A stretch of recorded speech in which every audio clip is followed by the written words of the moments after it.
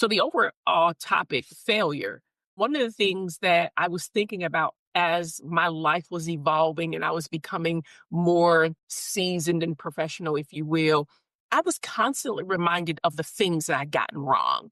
And when I came into the creativity space, getting the certificate in creativity and change leadership, my lens switched where mistakes, failures was a normal day occurrence because that's how you got to new and novel things.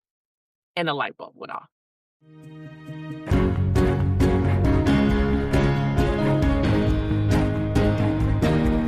Hello, everyone. Welcome to the KTS Success Factor podcast for women, where we talk about challenges senior female leaders face in being happy and successful at work.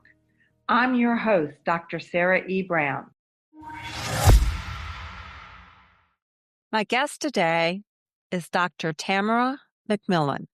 She's a seasoned facilitator, consultant, and educator dedicated to empowering women and organizations through self-mastery, leadership development, and innovative problem solving.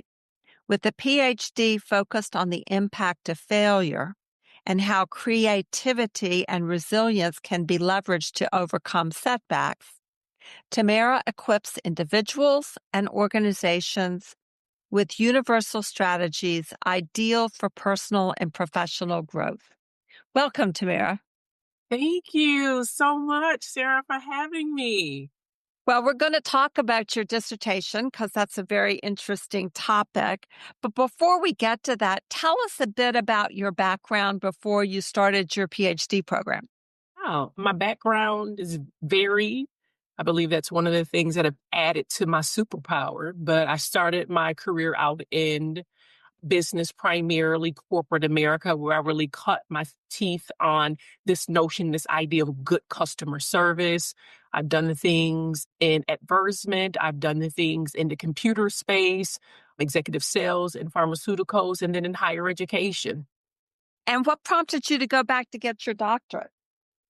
It wasn't this, I need to have another degree. I need to have another credential in order for me to feel like I need to have it to do something or to say something, or the work that I hadn't done wasn't significant enough. It really came out of a bad kind of, so to speak, that I call it that. Adjunct professor, I've been doing so since about 2014. So was interested to do it more consistently and to do it full-time or at least part-time basis. And the department that I was interested in at that particular time, I went, I shot my shot, made my pitch. And they're like, well, all of the professors that teach for us, either assistant or associates, they have their terminal degree. And you don't have your terminal degree. Now, Sarah, let me say that I found laughable because of all of the professors that had their degree and was doing some great work, of course. I was on the top in terms of our engagement, in terms of recruitment for scholars to come into the program and then continue on to get their master's. I won adjunct of the year 3 times, elected by the students. So I found it interesting. So I said, well, bet. So I went into a PhD program. Okay. And that makes perfect sense. But you have a very interesting topic. So I mentioned it in the bio, but remind my listeners the topic and then tell us a little bit about how you picked it. Sure. So the complete topic is the impact of failure on women entrepreneurs. It was a study in creativity and resilience. So the overall topic, failure, one of the things that I was thinking about as my life was evolving and I was becoming more seasoned and professional, if you will, I was constantly reminded of the things that I'd gotten wrong. And when I came into the creativity space, getting the certificate in creativity and change leadership, my lens switched where mistakes, failures was a normal day occurrence because that's how you got to new and novel things. And a light bulb went off. Okay, so tell me about how you went about this research. So once I narrowed down, when I knew that I wanted to research and I wanted to dive into and immerse myself into failure, then I had to think about how did I want to add to the literature and leadership? How did I want to leave something that was bigger than myself? And as a woman entrepreneur, and as an individual who loves women, I said, hey, thinking about how impactful we are in the small business space, helping with, again, movement, number one employer. Yet, when you look at the numbers that is posted by SBA, Small Business Administration, United States Small Business Administration, 50% of businesses fail within the first 3 to 5 years. And then for women businesses, as you know, Sarah, that number is even larger. So I said, well, is it the failure? Is it the gender differences? Is it the implication around it? What's there? And so I began on this quest to better understand the impact of failure for women businesses who were able to persist past the 5-year mark. Oh, okay. And so tell us a little bit more. It was a qualitative study? Absolutely. Like, oh my goodness, as a storyteller, how can I not? Okay. So, yes, it was a qualitative study. It was a multiple case study design, and it was exploratory. So, I wanted to explore the lived hmm experiences of these women entrepreneurs who had clearly failed in their businesses, but still leveraged creativity and resilience to move forward. And it was from interpretive constructivism viewpoint, hmm right? I wanted to better understand their experiences so we could put it out into the world and make it something bigger than all of us collectively. Yeah, that's very much how I went about my research as well. So, what did you draw as the key conclusions of your study?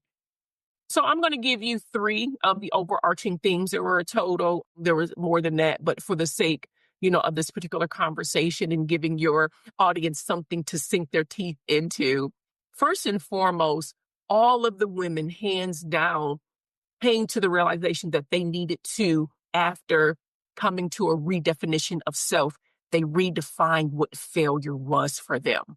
So think about it where Silicon Valley really embraces and put their arms around failure because it is a part of their process, MVPs and such, where Wall Street looks very differently at failure. So each and every one of them had a very healthy perspective and definition on failure, which I was so jazzed about. I was so elated because I was being in the same space.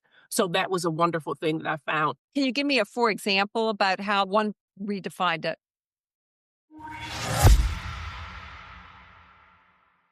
Hi, this is Sarah Brown again, the host of the KTS Success Factor podcast for women. I hope you are enjoying this episode and gaining some tips and inspiration on how you can be happier, more successful, and experience less stress at work. If you would like to learn more about how you can empower the women in your organization to do the same, simply click on the show notes to see how you can connect with me. As an added bonus for my podcast guests, you will see how you can book 30 minutes with me to explore how you can implement a scalable self-coaching program for the women in your organization. Simply visit bookachatwithsarahebrown.com. Now back to this informative episode.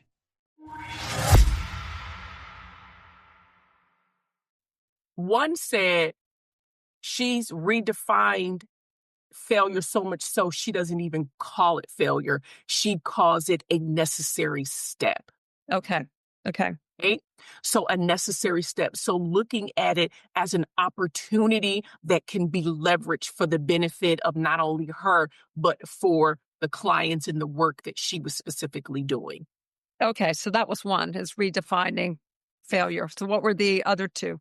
So then the second thing that came out of the research and the study, women understood how important it was for them to ask for help. Mm. Right? Okay. Now that's good, right? Because we're sent messages. There's a subliminal message, right? The press happens upon us as women, and we receive this ideology that if we ask for help, that somehow indicates that we're not good enough, that we can't hold the position, we can't be entrepreneurs, and we're somehow less than if we ask for help. Mm-hmm.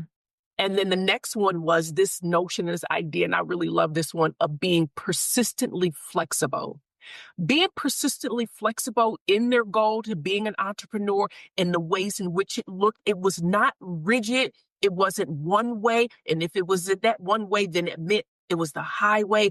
They were persistently flexible in the ways in which they approached the business and entrepreneurship. So if they thought it was going to be A, B, and C, but then when they got to C, it looked very different and it needed to be 1, 2, and 3, they allowed themselves to be fluid. So that was one of the other research ideas that came out of the research. That was one of the overarching themes, I should say. Thank you. So, Okay. Were there any nuances in the study that we should understand to really grasp this? there are a few nuances. First and foremost, there was this nuance around build your network before you need it. So thinking about women as, right, women who've been in corporate America before, because most of us start in corporate America before we branch out into entrepreneurship, or we're doing them at the same time in the blend. And there was 2 examples specifically that I remember that always came to the top regarding the network. One of them, she was in the non-for-profit space and she was higher up. And she said she remembered they were creating some kind of program of services. And they were needing to do a pilot study, and the end user were women, right? Not certain exactly all of the details. And she remembered at that particular point, she really didn't have a network of women she could either reach out to help with the recruitment, and she didn't have women that she could reach out to who could be a part of the actual pilot study. And that was an aha moment for her. The next woman, her space was, she's an accountant, bookkeeping, and she said, I never had a female friend group. I never had a group of women. And she even said, and I remember this, it was almost painful because she had really had some difficult experiences moving through it, family and professional. And she said, maybe that's why it took me so long to get to this point, because I female network. Like, even now, that still comes to the top and resonates for me. And then the last nuance is around this nuance of constraints, understanding that we have constraints, one that we put on ourselves, and then ones that come from exterior, whether it be, again, work, whether it be family life, social media, understanding those constraints and still being able to have the strength, courage, and confidence to move past those constraints. Got it. Okay. So the key things that they did was to redefine failure, to ask for help, and to be persistently flexible. Yeah.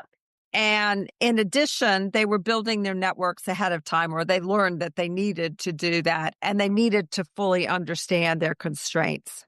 And then the constraints also about the gender differences, and then how those gender differences may have had an impact on failure.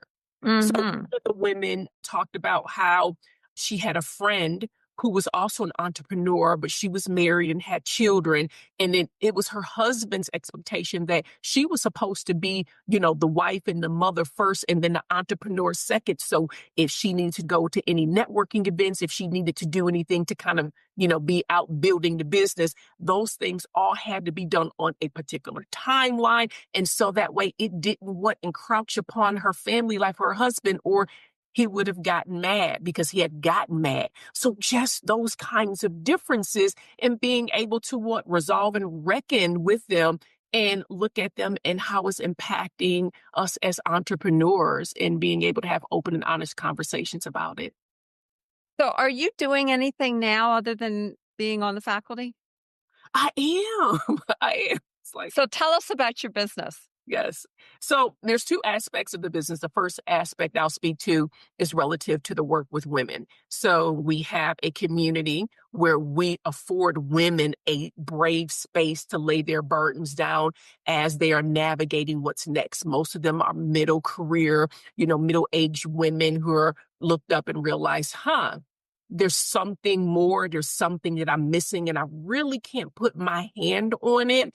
So we have a cohort experience. Our tagline is we can be bold together because we lean into, Sarah, this notion, this idea that collaboration is the new competition because there's enough to go around. Debunking the rumor that there's just this coveted seat for one. And we do that in the cohort space. So there are 7 to 10 women that go through the experience together, or then for women who want to work with me one-on-one and executive coaching. So again, helping them navigate the space personally or professionally, and then being able to kind of pull back the layers and determine, hey, what does this look like for me in the next 1, 3, 5 years? Then the other aspect as a strategic learning executive, training, development, consultant space, I work with small to medium-sized businesses and helping them maximize their human capital via assessment. So qualified MBTI, Foresight, Myers-Briggs, and helping them put the right people on the right bus in the right seat. So then that way the work really doesn't seem like work, or they're trying to overcome where they don't get high energy from. So it's kind of like that strengths quest. Who are you? What do you know for sure? And where is your energy? And then how do we put you in alignment with that? So it is a well-oiled machine. Very cool. So, Tamara, what did I not ask you that I should have asked you to help us understand what you learned from your study and how you're applying it today? Wow, that's good. I'd say kind of leaning into the tagline, we can be bold together. One of the things that I want your audience to hear and hear again is that females, we are the future. I believe that wholeheartedly and 100%. However, what I also know and what I also understand, we can't be the future without telling the truth, even if that's on ourselves. Tell the truth about, maybe the spaces in the places where we may have trespassed against one another or even ourselves, because betrayal is real, but self-betrayal is the worst kind of betrayal. So that's the first thing, that I would ask your audience to kind of lean in again. How are you reaching across the aisle, so to speak, for that new woman who's coming to the office, or there's a new entrepreneur that you met at this networking event because you served as a panelist? How are you allowing her to come along for the experience with you and learn from all the things you got wrong? And that leads to the last thing. Give what you did not get. Give what you did not get, because many of us are here because we had to take it on the chin. We had to take it on the knee. Many of us got our mouth busted and had to taste blood because we didn't have the modeling. We didn't have the support. So I just implore your audience to give what they did not get themselves. I love that. Give what you did not get yourself. That's amazing and a great thing to end on. Tamara, thank you for being with me today. Enjoyed myself. Thank you so much. It was a pleasure. Thank you, Sarah. Thanks for listening to the KTS Success Factor podcast for women. If you like what you are hearing, please go to iTunes to subscribe, rate us, and leave a review. And if you would like more information on how we can help women in your organization to thrive, then go to www.sarahebrown.com. You can sign up for our newsletter, read show notes and learn more about our podcast guests, read my blog, browse through the books, or contact us for a chat. Goodbye for now.